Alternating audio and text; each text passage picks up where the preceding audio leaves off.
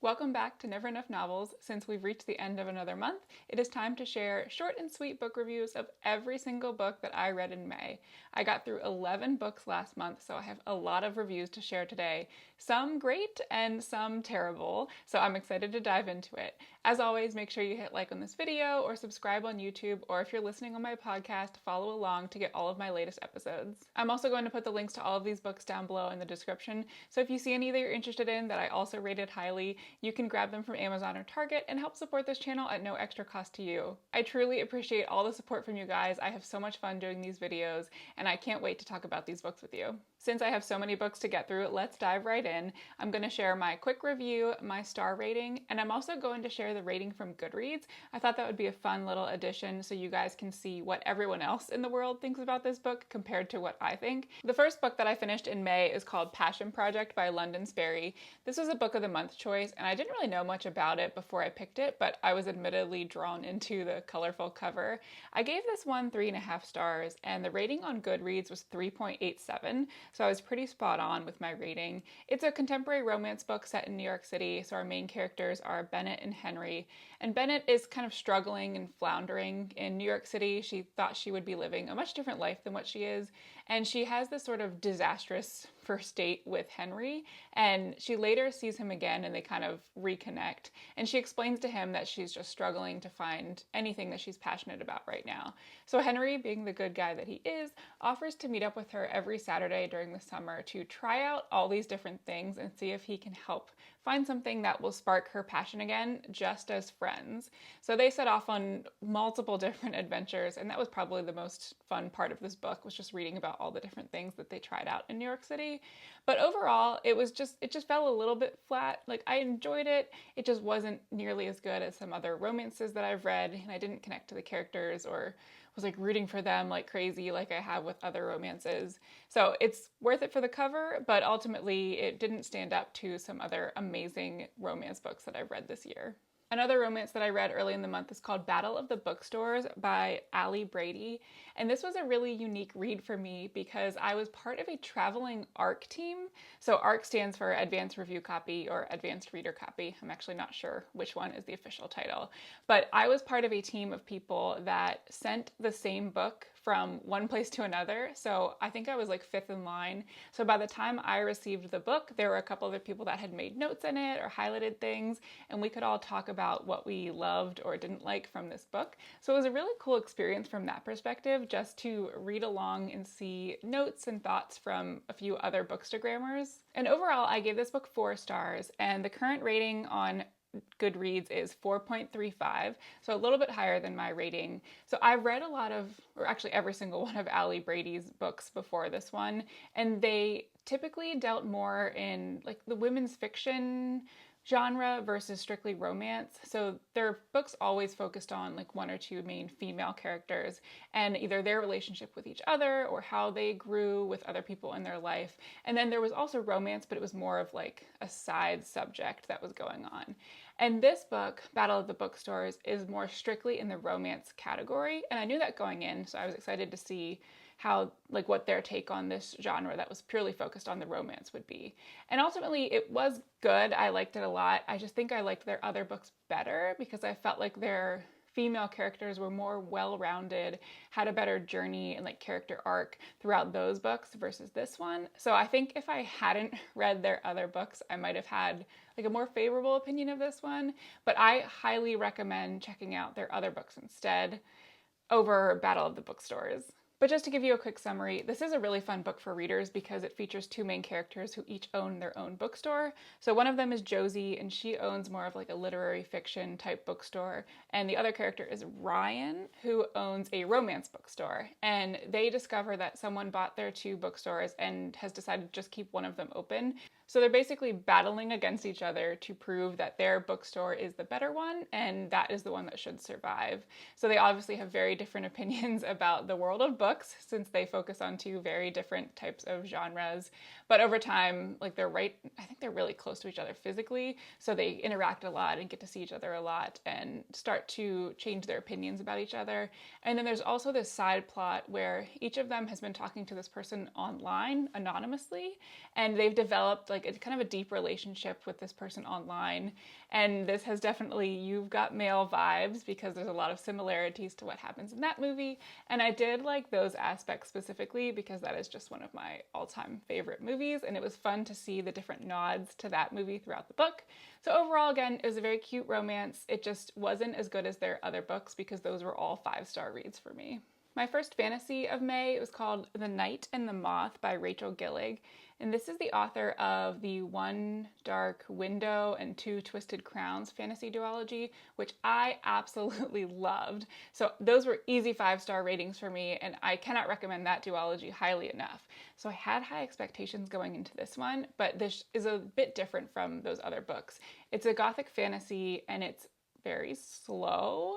So I ultimately gave this 3 stars, but the rating on Goodreads is 4.51. So many other people liked this one a lot more than I did. Ultimately, I think it was just a little bit of too slow to develop, and the story didn't draw me in the same way her other fantasy series did. It's about a main character named Sybil who is a diviner, which is this person that can use her dreams to basically tell a person's fate or like prophesize for them. And when her fellow diviners go missing, Sybil sets out on this journey with a local knight and the new king of the land to try and find her diviners and also help this group find a few like magical tokens. So like the first half of the book is just kind of setting up the story with Sybil and her diviners, and I feel like that part should have been a lot shorter. So it really picked up once Sybil like set off and escaped her abbey to go with the knight, and there's a slow burn romance as well. And it did pick up towards the last like third of the book, and then there was a twist at the end that I did not see coming at all. So I might continue on with the series just to kind of see how that plot twist plays out. But if you like gothic fantasy in general, or you don't mind a lot of world building and a little bit of a slower pace, then this would probably still be worthwhile for you. Then we have my first 5-star read of the month, which was called Shield of Sparrows by Devney Perry. And I cannot talk about this book enough because I absolutely devoured it. It took me 27 hours to read this 500-page romantasy novel because I was just so absolutely hooked. I got this one from Red Tower Books, and when it showed up at my door, I hadn't heard of it before. I'd heard of the author, Devney Perry, but didn't know that she was writing a new romantasy book. And I almost didn't read it because I didn't know anything about it, and I was daunted by the 500-page page count, but I'm so glad I picked it up. I can't believe I almost missed this one. It's now become one of the most popular books of the year. It's hit the bestseller list, and for very good reason. So the reasons I liked it, and I gave it 5 stars, and it's actually a 4.49 on Goodreads as well, so it has an overall high rating. But our main character is Odessa, and she is a princess who was thrust into a role that she wasn't expecting. So all of a sudden she ends up marrying the prince of a neighboring kingdom, and she is told by her father that she needs to spy on this kingdom and try and find out information from them. And her sister is the one who was supposed to have this role. So her sister had been training her entire life to take on this type of role, and Odessa has none of the skills basically necessary for this assignment.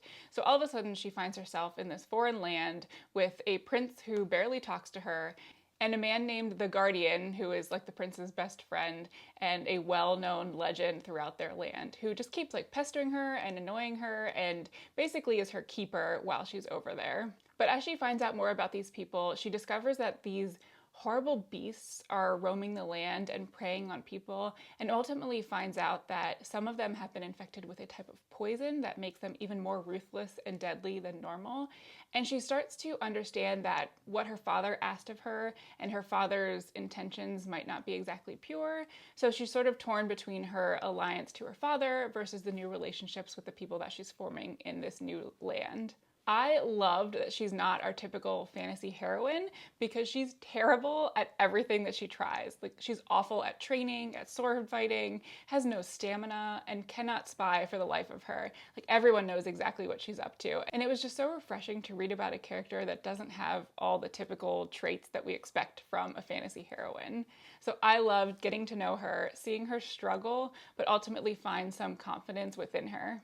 Plus, there were a few plot twists in this one that were shocking. I had no idea they were coming and was just blown away when I read them. So that just made the book so much fun for me. I know some people have said this one is a little bit slow to develop as well, but I just thought the world building and learning about this new kingdom read along with Odessa was a lot of fun and really interesting.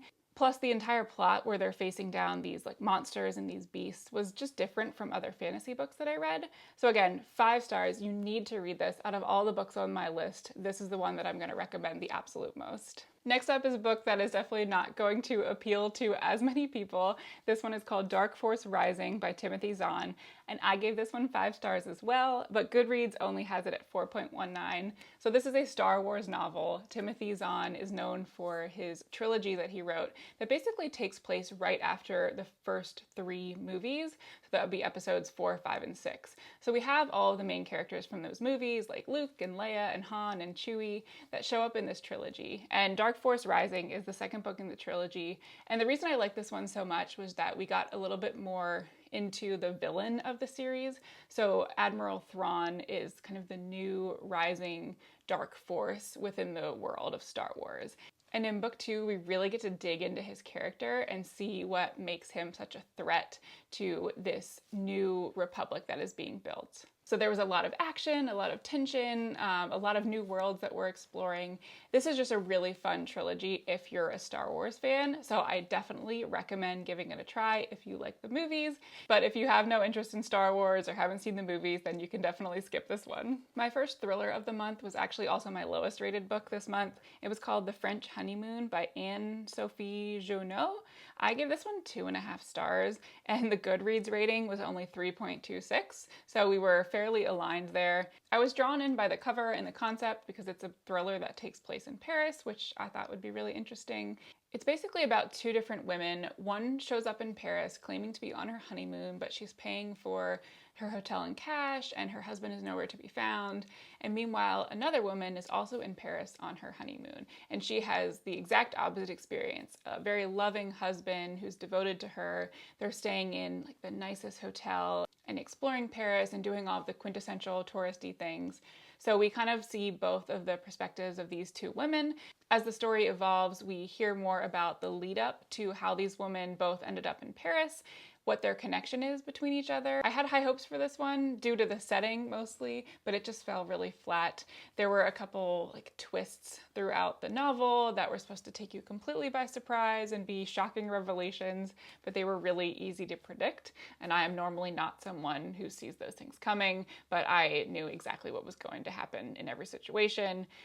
All of the characters in this one are terrible people, like selfish or making horrible decisions in their lives. So I didn't feel connected to any of the main characters. And there was this ambiguous ending that was probably supposed to be shocking and take you by surprise, but it just made me want to roll my eyes. I was just kind of annoyed throughout the whole book at the writing and the lack of anything like exciting happening. So again, this was just a 2.5 star read. I definitely recommend skipping it. Don't be drawn in by the cover or by the setting. The next book on my list is called Metal Slinger by Rachel Schneider. And this was a popular like book talk fantasy book. I think it got a lot of attention last year, and now it's being re-released as a new edition, I think in paperback. It's coming out sometime soon. So I got a copy of this to read from NetGalley, and it was honestly even better than I expected for the first like 90% of the book. It's about a main character named Bryn who, at the beginning of the book, she gets a chance to attend this market in the town, or in the land of Kenta, which is on land. And for her and her people, who are the Alaha,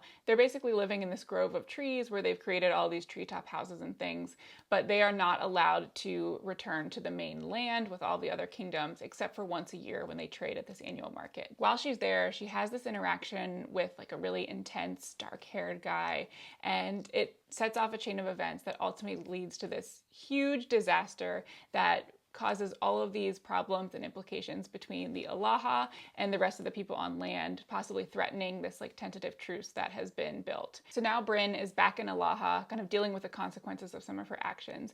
And a little bit later, the stranger that she encountered at Kenta shows up in Alaha, and He becomes a prisoner pretty much immediately. Bryn sneaks in to see him to try and figure out why they have this intense connection, and he delivers some information that is shocking and makes her question basically everything she's known about her life. This sets off a whole adventure with her and this stranger as she learns more about the history of what's going on with her people versus all of the rest of the people that live on land, and the magic that she finds within herself. I loved this book so much. Like I said, for the first 90%, it was fascinating to learn about the history between all of these people and watch as Bryn kind of got to know this stranger and struggled with her new information about what her life is actually supposed to be like and her history.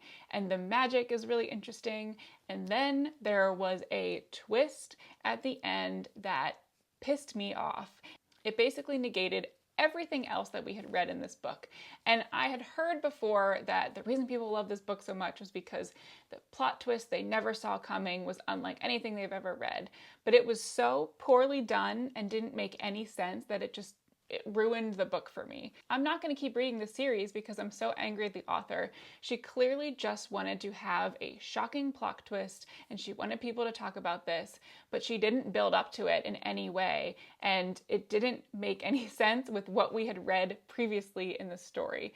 There could have been ways to make this twist work if she had woven it into more parts of the story ahead of time, or maybe revealed it halfway through and then continued on in the story with that knowledge. But I mean, I gave this one 4 stars and it has a 4.28 on Goodreads. So it was hard to get rid of the emotions that I felt through the first 90% of the book, but ultimately this isn't one that I'm going to continue on. And it's not a book that I would recommend just because that twist at the end made me so angry. Let's get back to some romances then instead. So next up is a book called Total Dreamboat by Caitlin Doyle, and a huge thank you to Flatiron for sending this one my way. I haven't read this author before, but this was a book that was just really fun for summer. It takes place on a cruise ship. It's got enemies to lovers, back to enemies, back to lovers, essentially. So it was a lot of fun twists and turns with the 2 main characters. And I gave this one 4 stars, and it has a 4.03 on Goodreads, so a lot of people were aligned with my thoughts. Our main characters are Hope and Felix, and they both kind of end up on this cruise ship against their will. They both aren't looking for any sort of relationship, but when they connect with each other, they realize this could be a fun, cruise ship fling. And things are great at first, but then something happens that tears them apart. But they find themselves stranded on one of the islands that they were supposed to be visiting as the boat sails off into the distance. So despite the fact that they currently hate each other, they are forced to work together to get the documents that they need and contact people to ensure they can actually get home. This was definitely just a solid, fun romance that, again, would be really fun for summer because of the cruise ship setting, and then watching them try and flounder as they figure out how to get back home when they're in sort of a disastrous situation was a lot of fun. The next romance that I read is called The Pumpkin Spice Cafe by Laurie Gilmore, and this is the first book in a series that I have seen all over Bookstagram and Book Talk. It has a really cute cover, but it's actually sort of a spicy romance, so it wasn't exactly what I was expecting, but I know people love this series. The first book, though, isn't amazing. I gave it 3.5 stars, and on Goodreads it's only 3.36, so it's even worse than mine.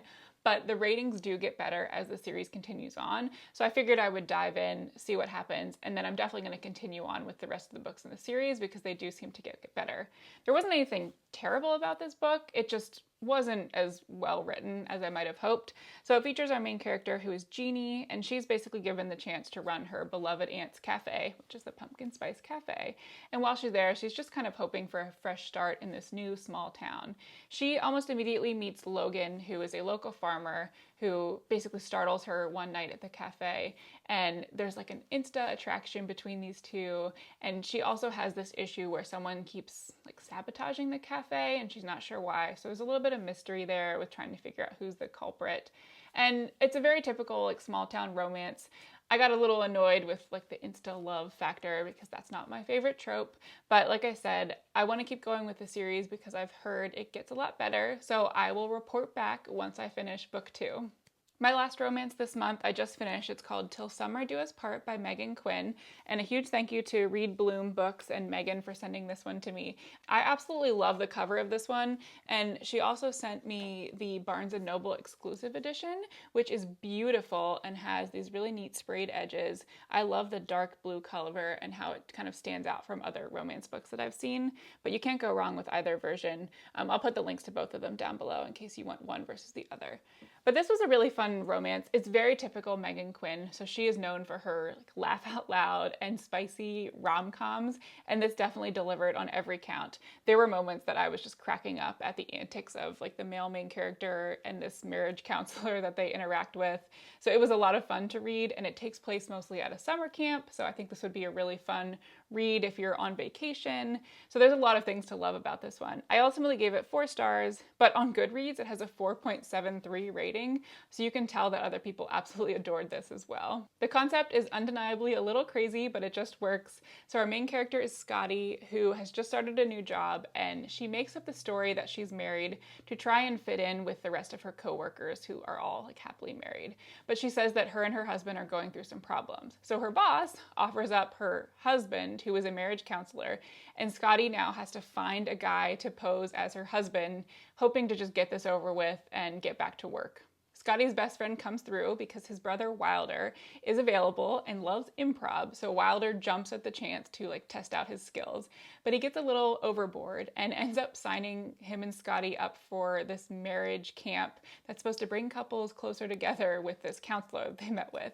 So now they're stuck together for like 8 days in the wilderness, and they have to pretend the whole time that they're having problems. So they agree to kind of go in with a plan where they'll start off like constantly bickering and fighting at the beginning of the week, but then reconcile and be done by the end of the week and hopefully never have to see each other again. However, while they're there and they're going through some actual therapy sessions, Scotty starts to address the issues that she had from her previous failed marriage.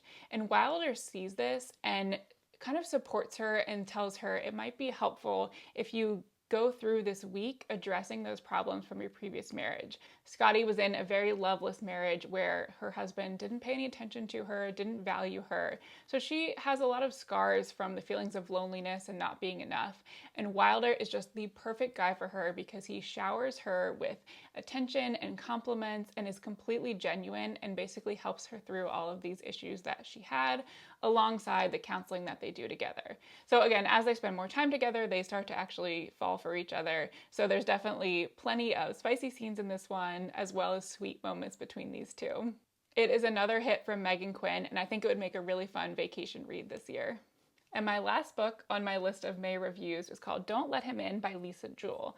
I gave this one 4.5 stars, but on Goodreads it's only at 3.95. So I don't know why, but I just really like this one a lot more than what the rest of the world seems to. But it is a new release, so I'm curious to see if that rating will change as more people read it and write their own reviews.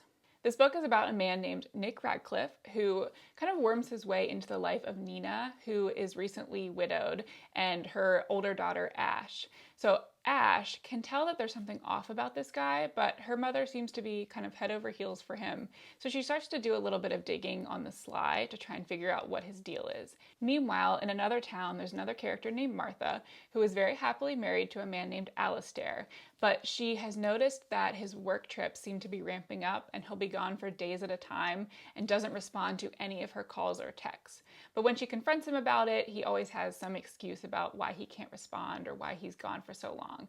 But she can tell there's something off about this situation, and she starts to do her own investigating as well. The reason I like this thriller so much is that we knew pretty much right off the bat that this guy has been swindling women for a long time.